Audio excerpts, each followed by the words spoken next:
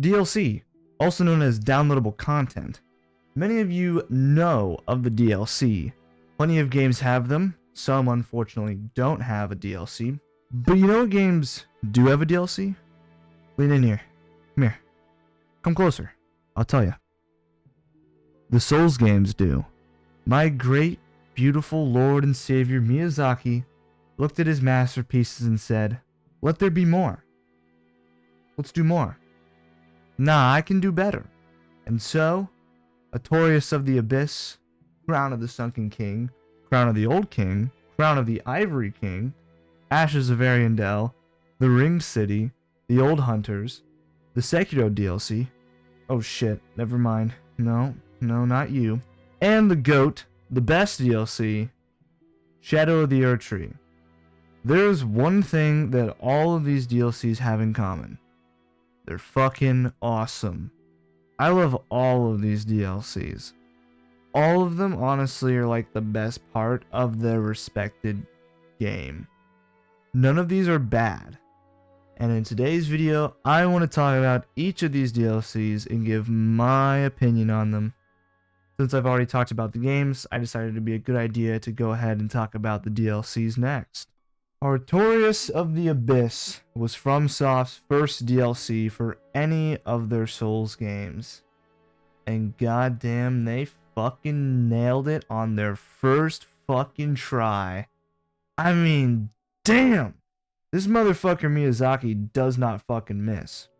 Motherfucker just hits the half-court shot every time.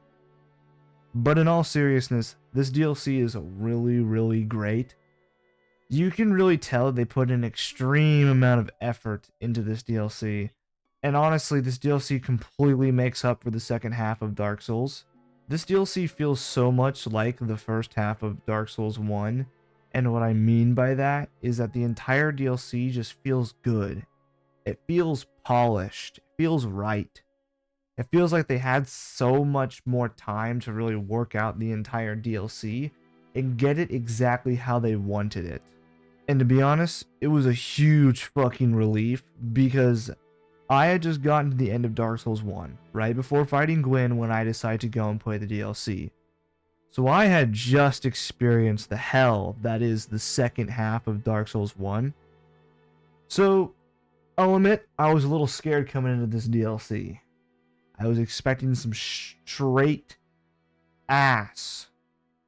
Instead, I got some holy divine beauty. Artorias of the Abyss is one of my favorite DLCs, and it's honestly why I don't have that much to talk about for it. Because it's mostly just kind of positive and kind of the same thing of, yeah, this shit's good. It's not a super long DLC, but that's honestly fine. It doesn't have to be. Especially since the bosses are some of the best in the entire game. Artorias, of course, is just fucking peak. I love Artorias. Nothing bad to say about my sweet baby boy. I just love Artorias. Just a great fight. Nothing bad about it. Fucking love the boss. Manus was an incredibly hard, at least for me, but very fun boss. I honestly really enjoyed the fight, and he's a very, very solid boss overall. And then there's Calamite, who's a good dragon fight. Most dragon fights after him, I'll admit, are better, but damn it, he's still a classic good dragon fight. And like I said, I could yap about how good this DLC is for like the entire video, but that would not be fun. But once again, I just want to say it one more time with all my chest. What a hell of a way to have your first DLC to be, as peak as Artorias of the Abyss. Alright, now it's on to Dark Souls 2. Dark Souls 2 has the most DLCs out of any of the games. Three whole DLCs. Ivory King, Old King, and Sunken King. Now, if you see my Dark Souls 2 video, you know I'm not a huge fan of Dark Souls 2. But you know what? For being Dark Souls 2 DLCs, they're all really good. They are all the best parts of Dark Souls 2. And I mean that these DLCs carry this fucking game. I was honestly flabbergasted when I first played these DLCs. they were so much more enjoyable than the base game. The bosses were actually like good, like really enjoyable bosses. Fume Knight, Surlon, and Burt Ivory King being the standout bosses of the DLCs. All three of those bosses are my top 3 Dark Souls 2 bosses.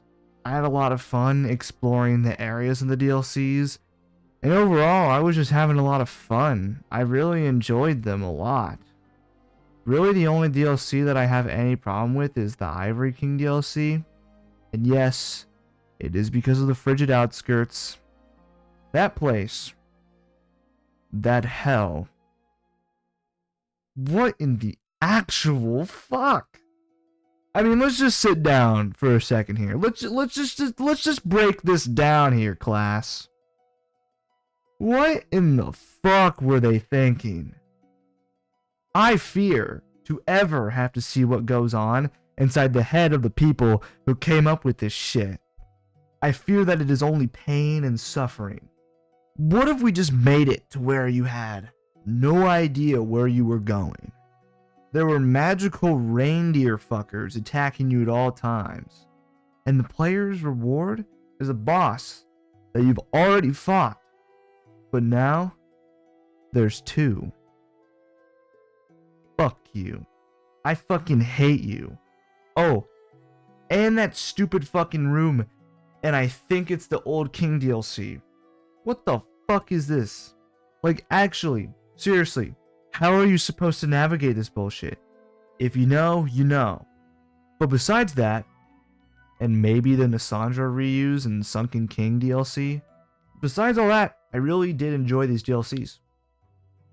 It just feels so much better to play, and they are just so much more enjoyable than the base game. Once again, FromSoft, you fucking knocked it out of the park with these DLCs. And now, next on the chopping block is Bloodborne. What hasn't been said about the Old Hunters? Everyone knows about the Old Hunters DLC. Many still hold it in high regard as the best FromSoft DLC, and I don't blame them. That shit was peak. Literally, the one and only problem I had with Bloodborne isn't present in the Old Hunters. That problem being that I wasn't a big fan of the bosses in the base game. It was literally the only thing holding Bloodborne back for me. Well, that's completely fixed in the Old Hunters. The bosses in this DLC are so fucking good. If you play the DLC, then you know exactly what I'm talking about. Lady Maria, Ludwig, the Living Failures, my fucking goats, and Koss. Fuck Lawrence. Fuck Lawrence, though. Fuck that stupid fucking boss. Lawrence can eat a bag of dicks. But excluding that piece of shit, this lineup is fucking crazy. Honestly, it's the most consistently peak boss lineup in like any of the DLCs, I would say. The fact that like 3 out of the 5 bosses are like 10 out of 10 fights. Well, maybe Koss is like a 9 or 8, but still such a consistently peak DLC. Also, the new weapons in that DLC are so fucking good. The Boomhammer, Moonlight Greatsword, Rokuyo, and Simon's Bowblade. And there are other ones, I'm pretty sure. Just some fucking awesome weapons. And again, though, it's very hard to just not regurgitate what literally everyone has already said about this DLC. Honestly, this might be the most positively rated DLC. It's at least the DLC that I've heard the least negative things about. Like, I don't think I've ever heard anyone say anything bad about this DLC or the fact they don't like the DLC. Because to be honest, if you don't like this DLC, ooh, that's not good. They're gonna get you. They're gonna hurt you. They're probably gonna stomp on you. But yeah, the Old Hunters is a fantastic DLC, and it was my favorite DLC for a while. But then another DLC came out and took that title away from it. But we'll get to that later. First, we have to talk about Dark Souls 3 DLCs. So this is where it might make some people a little mad, but Fuck it. We'll do it live. I don't like the Ashes of Ariandel. It's my least favorite DLC out of all of them. And it's not really one of those things where all the other DLCs are just so good that I have to rank them above Ashes of Ariandel. No, no, no. I just don't like the Ashes of Ariandel. It really just doesn't feel like there's anything going on with this DLC at all. It honestly just kind of feels like nothing. It looks really cool, but that's really it. And I don't like either of the bosses. I don't like Champions Gravetender and Gravetender Great Wolf. Just a very boring and forgettable boss. And then there's Frida. I don't like Frida. Honestly, I stand by this really. No boss needs 3 health bars. Actually, there's one 3 health bar boss that's good, and that's Ishin. But I feel like he earns the 3 health bars. And it's a bit different because you have the fatal blows in Sekiro that just completely get rid of the health bar immediately. Where in Frida's boss fight, you just have to go through 3 agonizing whole ass health bars. There's no fucking world where she needs that much health. It's just a long and annoying fight, especially in Phase 3. I don't like Phase 3. Fucking have a great time trying to get a fucking hit off without also getting hit. Now, to be fair, it has been a while since I fought the boss, so maybe if I fight her again, I'll enjoy her, but right now, I don't have any plans to fight her again anytime soon. So for now, fuck you, Frida. And now that that's out of the way, it's time to talk about the much better DLC, The Ring City. The Ring City is fucking awesome. This DLC was so much fucking fun. FromSoft stepped the fuck up with this DLC. Holy shit. I love this DLC so much. This is what I expected a DS3 DLC to be. Now I will admit, the first area, the Drag Heap, also kind of just Earthern Peak from DS2, fucking sucks. I hate that area. Just a fucking stupid ass swamp with those evil ass laser beam shooty ass motherfuckers. That area is horrible. But then the DLC locks the fuck in. You have this really cool ass jump into the boss arena where you fall really far down into it.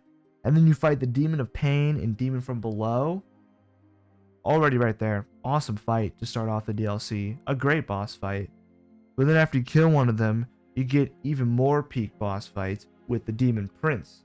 Which I really like. It was a really cool way to phase transition. It gets 5 thumbs up out of 5 for me. I love that fight. Then there's the best dragon fight in the Souls games, Midir. I fucking love Midir. Midir is a fantastic boss and a really well done dragon fight. It feels so grand.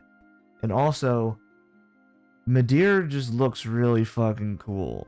It's just such an amazing fight, and again, was the best dragon fight until Shadow of the Erdtree. And now it's time to talk about the best boss ever. The best one there ever was. Slave Knight Gale. Oh god damn my beautiful Gale. I love you so much. This boss is to this day my favorite Souls boss ever. I love everything about this fight. There is so much energy in this fucking fight. The arena is really cool. All of his moves are really fucking badass, especially in his 3rd phase. This boss is basically, for me at least, as perfect as you get for a boss. I just love this boss so fucking much. And I could gush about Gale all day long. But unfortunately I can't. Because I still got one more DLC to talk about.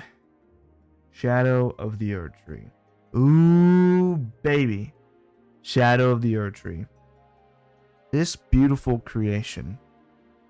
Oh man. I love it. I love it so much. If you hadn't realized yet, this is my favorite DLC ever. This shit was so fucking good. I mean, god damn it, it was so fucking peak in every way possible. Sure, There were some problems. Yeah, but like, come on. For me, this is everything a DLC should be and more. It's amazing. There's a reason it was nominated for fucking Game of the Year. I love everything about this DLC. The new armor was great, the weapons are my favorite in the entire game. And I'm talking about you, my sweet backhand blades. I love you so fucking much. The entire map is so fucking great. It was so fun to explore this whole new area, which size of fucking Limgrave, my ass. This thing was fucking huge and I loved it. And there was a lot of verticality to it. Like a lot more up and down, which I really liked. That was a big difference from the base game map. And I loved it. I thought it was awesome. It was so much fun exploring. And boy, oh howdy, the bosses were just so fucking good. They're some of my favorite in the entire game. Shadow of the Erdtree had massive expectations. And for some, it didn't meet those expectations. But it sure as shit did for me. This DLC was so much fun. That first week it was out, I spent basically most of my days playing this fucking DLC because it was just so goddamn good. They just took their beautifully amazing game of Elden Ring and made it even better. And no, it was not too hard. I fucking hate that criticism. It was not too hard, goddammit. I believe that most people that were complaining about that had just gotten used to Elden Ring being easy. Because you're like level 547 and had fucking fought every boss like 80 times and had mastered every boss's moveset. No shit. It was fucking hard coming into DLC. You just had gotten too used to it being an easy game. I think I talked about this in my Elden Ring video, but I really don't think they need to alter the difficulty at all for Shadow of the Erdtree. I think the difficulty of the bosses was perfectly fine where it was at. Now, there definitely were some bosses that needed some fixes, but I like how difficult it was. It made sense for this to be the hardest piece of Souls media like fucking ever. It felt right. And it made sense for Promised Consort Radahn to be the hardest boss. He was the final boss of FromSoft's biggest fucking game. But instead it was nerfed, and now Promised Consort Radahn is half the man he used to be. But even with the nerfs, I still love this DLC to death, and I will always defend it from anyone who says that it is not super good or that it was too hard. Fuck all you who say that. I think there's people that still say that. Fuck you. You suck. FromSoft absolutely killed it with this DLC. And a matter of fact, they killed it with basically every DLC that they've made for these games. They're all so fucking great. FromSoft is not only consistent with making great games, but they're also consistent with making great DLCs.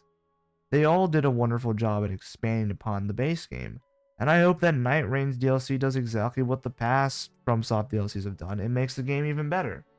Though I don't know how good the game is right now, I've never actually played it myself, but that's besides the point. I'll be excited and interested in what FromSoft has in store for their next DLC, but we'll also have to wait until the release of their next game to find that out. I do hope you enjoyed this video. Until next time, see you later.